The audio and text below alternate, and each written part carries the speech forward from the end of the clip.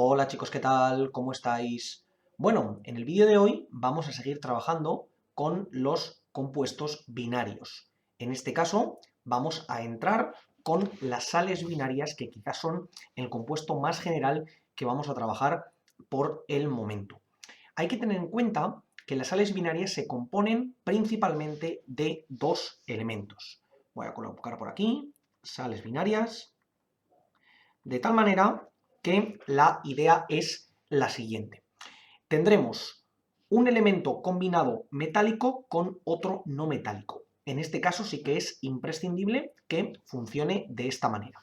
Entonces, ¿qué es lo que va a ocurrir? Que el elemento metálico siempre va a ser el dador de electrones y el elemento no metálico va a ser el aceptor de electrones. Es decir, por ejemplo, un elemento muy clásico que sería el, en este caso, el cloruro de sodio. Lo podríamos poner aquí como NaCl. Seguro que lo habéis escuchado alguna vez. Esto sería cloruro de sodio y es muy conocido porque esto es la sal común que utilizamos en casa para cocinar o para cualquier otro elemento.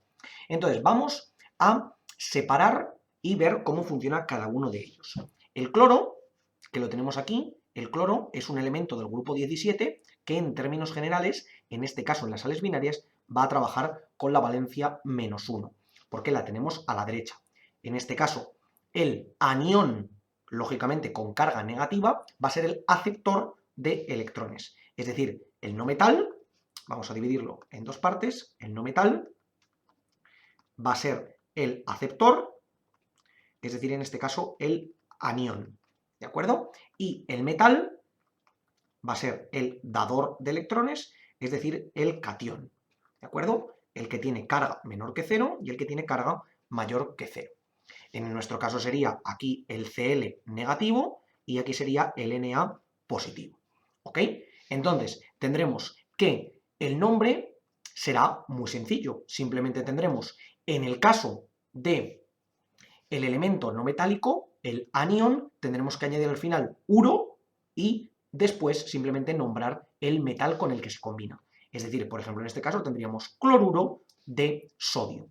Como siempre, ya hemos visto, en este caso, como coincide que el cloro tiene una carga negativa y el sodio tiene una carga positiva, no tenemos que hacer ninguna otra combinación.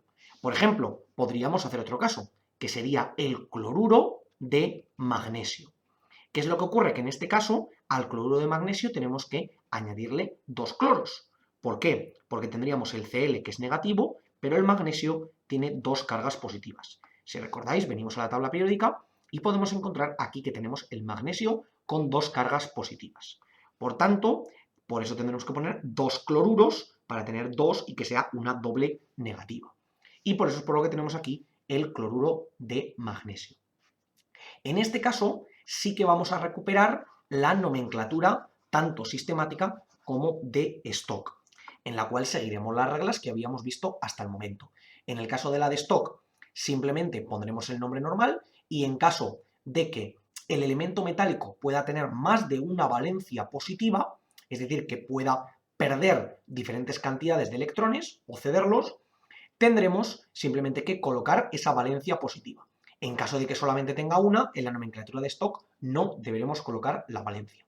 Y en la sistemática es muy sencilla. Simplemente tendremos que añadir los prefijos que sirva para cada una de ellas. Es decir, por ejemplo, el elemento que habíamos visto antes. Vamos a poner por aquí fórmula y aquí tendremos stock y sistemática. Vamos a ver. Tendremos aquí NaCl. En stock sería cloruro de sodio.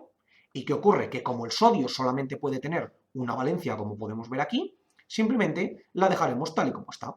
Y en la sistemática sería igual, cloruro de sodio. Lo ponemos por aquí, cloruro de sodio. En el caso de el que veíamos también, MgCl2, sería cloruro de magnesio, en este caso, cloruro de magnesio. No tendríamos que añadir nada porque el magnesio solamente tiene una valencia positiva, por tanto, automáticamente se nos queda como está. Y aquí tendríamos dicloruro de magnesio. Y por otra parte, podríamos tener otras combinaciones distintas que nos pudieran dar en la valencia de stock un cambio. Es decir, por ejemplo, puedo coger el flúor y combinarlo con el cromo, por ejemplo, y puedo poner CrF2. En este caso tendría fluoruro de cromo, y como estaría utilizando el flúor tiene la -1 y el cromo aquí tengo un 2, por tanto esta deberá tener la +2, para que esto sea un -2 cogiendo ambas, y por tanto tendré simplemente fluoruro de cromo 2. También podría tener el fluoruro de cromo 3, que esto sería CrF3, y podría tener más. Si nos vamos aquí al cromo, también podría tener la +6, el fluoruro de cromo 6, es decir, CrF6. Aquí tendría fluoruro de cromo 3 y aquí tendría fluoruro de cromo 6. Tendrían los tres tipos de elementos, ¿ok? Bueno, de moléculas en este caso. ¿Cómo sería la nomenclatura sistemática? Pues tendríamos, en este primer caso, difluoruro de cromo. En este caso sería trifluoruro de cromo, y en este caso sería hexafluoruro de cromo, ¿de acuerdo? En este caso no tenemos en cuenta las valencias, como podemos ver aquí, sino que simplemente tenemos la consideración de los prefijos que tenemos en cada una de ellas.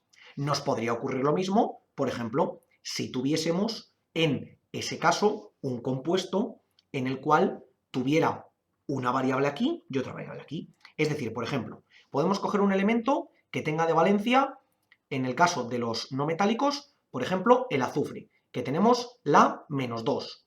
Y podemos coger también el hierro, por ejemplo. Es decir, podríamos tener, por ejemplo, FeS, y también podríamos tener Fe2S3. ¿Cómo funciona cada uno de ellos? Pues en el primer caso, FeS, este tiene -2, este tiene +2, por tanto se compensa, y en el segundo caso tendríamos FeS, donde aquí tendríamos -2 y aquí +3, por tanto aquí deberíamos poner un 2 y aquí un 3 para que esta fuera +6 y esta fuera -6. ¿Ok? De esta manera se compensa. ¿Y aquí qué tendríamos? Pues tendríamos aquí sulfuro de hierro 2, aquí tendríamos sulfuro de hierro 3, porque tenemos dos tipos de valencias, y por otra parte, en este caso simplemente tendríamos sulfuro de hierro, y aquí tendríamos trisulfuro de dihierro. ¿De acuerdo? Esto es muy importante. Hemos de tener en cuenta que los prefijos también los ponemos en el término que se nos añade al final. Podéis ver, chicos, que una vez hemos trabajado con todos los componentes que habíamos visto hasta el momento, lo único que tenemos que volver a hacer es aplicar este término nuevo de añadir el uro al final. Es importante para ver que es una sal binaria, pero por lo demás es exactamente lo mismo que lo que hemos hecho hasta el momento. Compuesto nuevo, simplemente tenemos que trabajarlo y ver que no nos causa ningún tipo de problema. Como siempre, chicos, cualquier duda, cuestión o pregunta que tengáis, dejádmelo en los comentarios y nosotros la intentaremos resolver. Por lo demás, muchísimas gracias por ver el vídeo, espero que os haya servido y que vaya bien.